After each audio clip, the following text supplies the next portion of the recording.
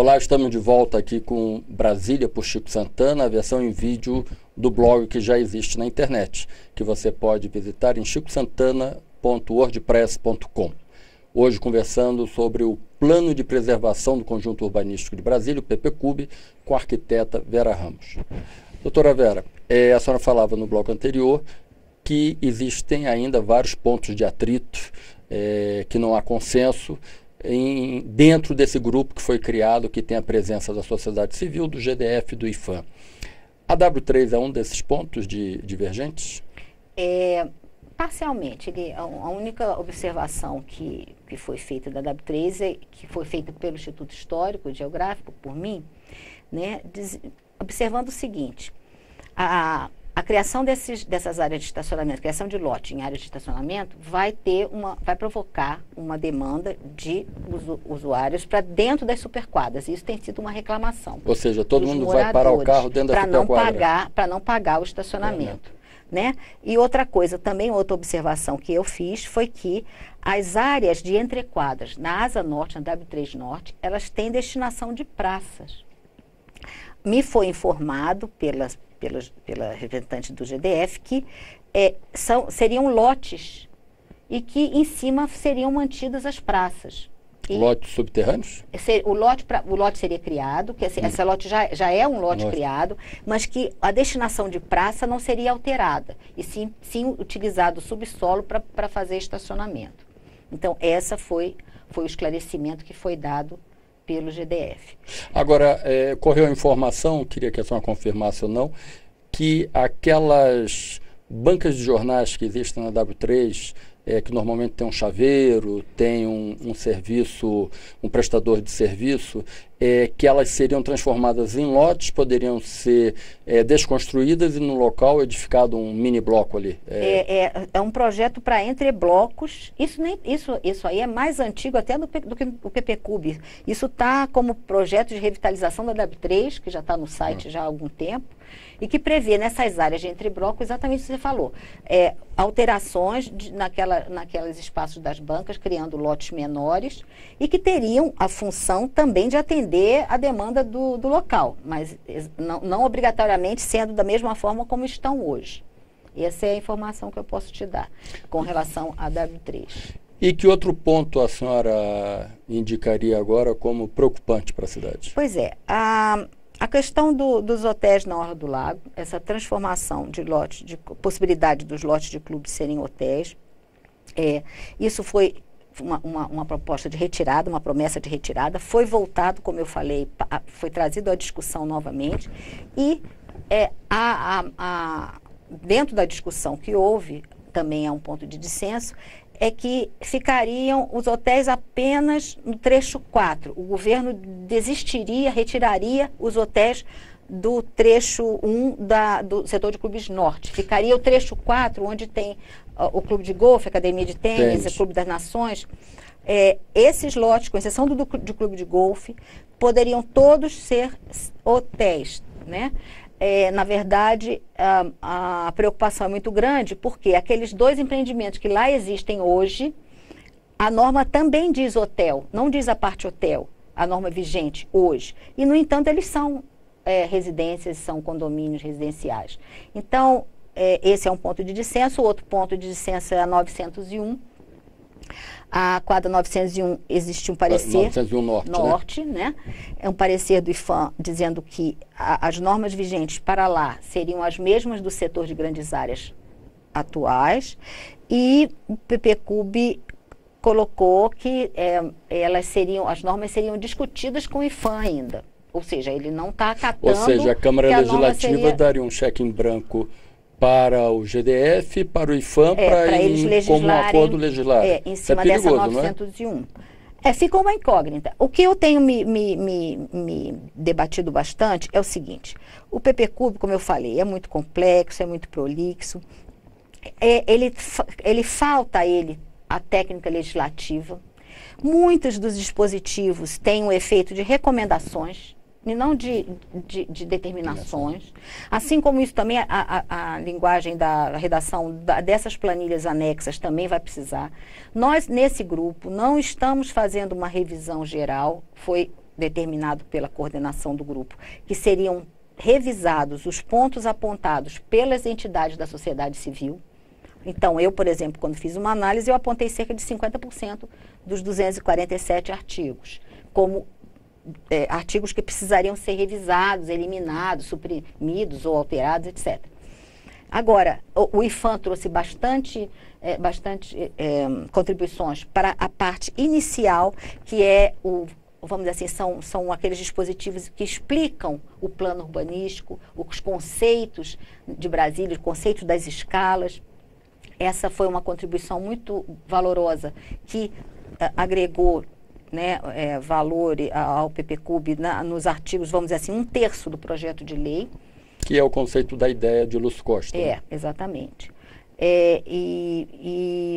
Agora, os artigos que efetivamente trazem essas alterações que eu pontuei no mapa como as mais preocupantes, grande parte deles estão nas planilhas. Ou seja, aquela possibilidade de 36 setores, incluindo Cruzeiro Sudoeste, Cruzeiro Canangolândia também, e num total de 36 setores, você pode subdividir os lotes, desmembrar ou remembrar.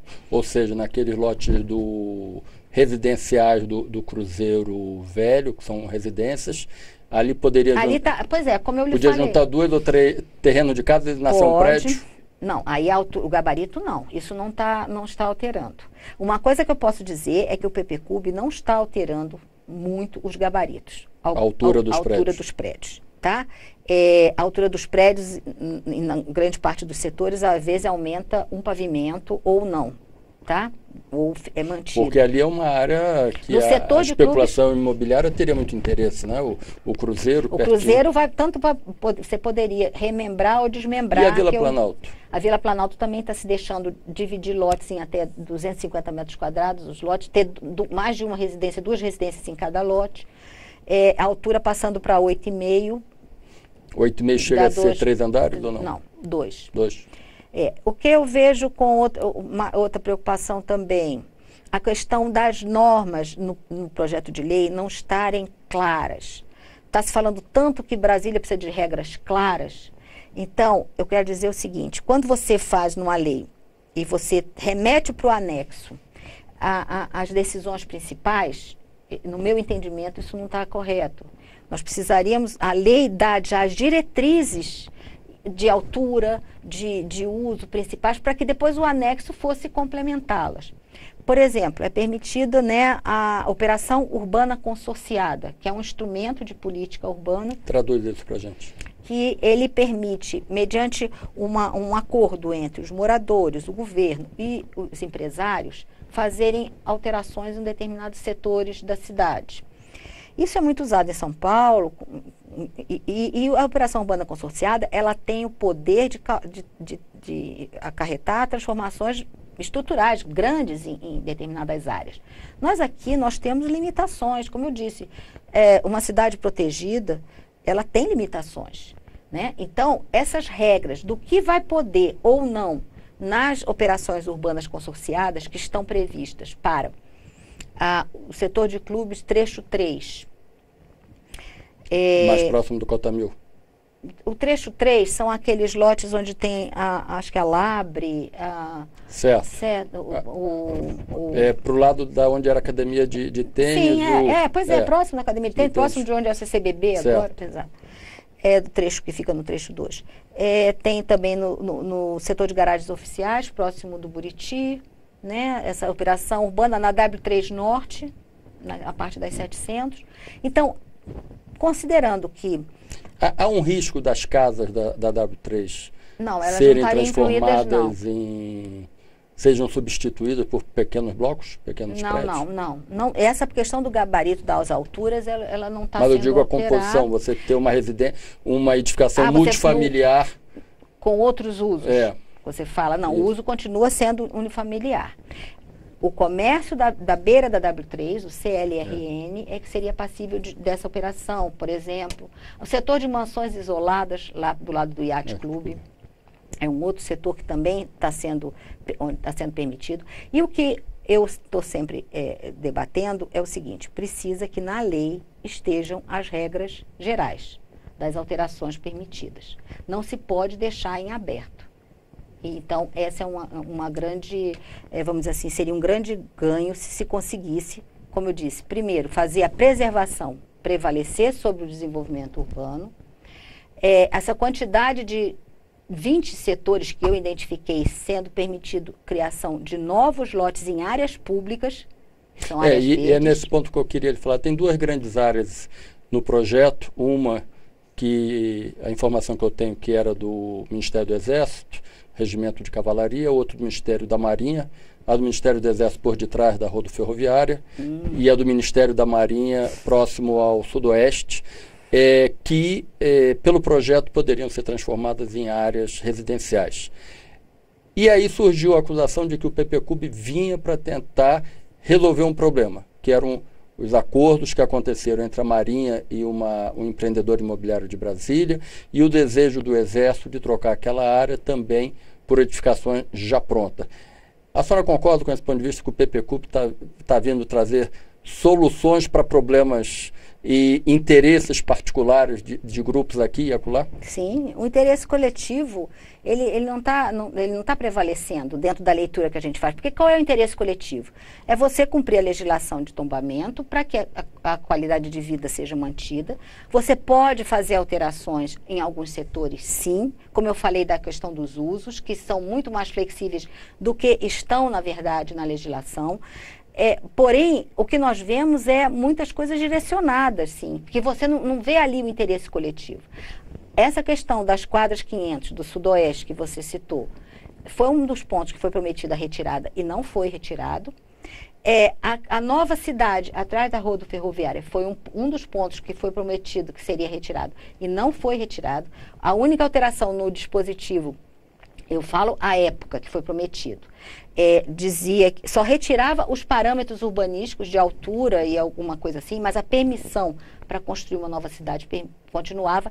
E agora, nessa revisão, esse dispositivo atrás da rodoferroviária, os membros do grupo decidiram retirar. Porém, esse grupo não tem poder deliberativo. A palavra final do GDF. Não tem mesmo, né? A gente sabe. Nós estamos ali fazendo, procurando aperfeiçoar, fazer, no meu caso, né, principalmente, eu acredito na maioria das pessoas, prevalecer a preservação. Por que seria um plano de preservação? Seria um plano que buscaria resgatar desvirtuamentos que aconteceram ao longo desses anos, você incentivar a complementação do plano urbanístico, então, e não você ficar simplesmente, como nós vemos em várias situações, regularizando situações irregulares que vieram acontecendo. Ou que desejam que venham acontecer. A verdade é a seguinte: para você preservar, você tem que olhar o interesse coletivo em primeiro lugar, né? E nós não identificamos isso em grande parte do PPCub. Esperamos que esse grupo consiga fazer as propostas e, na verdade, a revisão geral, que não está sendo feita no caso do projeto de lei, seria necessária, não sei se acontecerá, mas que não é um trabalho para ser feito com pressa. Foi um trabalho que teve um processo bastante tumultuado, dentre a contratação de uma empresa, depois a rescisão do contrato, depois o GDF, teve audiências públicas que foram questionadas judicialmente, inclusive. Agora o Complan, você sabe que está sendo questionado também. Então, eu penso que nós temos que ter muito respeito com essa cidade, que tem esse reconhecimento, que grande parte, a maioria dos moradores gosta de viver aqui. Mantê-la diferente é o que agrega valor e é o respeito à legislação de tombamento. E, como eu disse, ela tem proteção em 3 instâncias: distrital, tombamento federal e inscrição na lista do Patrimônio Mundial. Que todos eles são reconhecimentos do valor dessa cidade, que quebrou tabus. Né? No caso, só cidades centenárias eram tombadas pelo IPHAN, só cidades centenárias ou bens eram inscritos na lista do Patrimônio Mundial.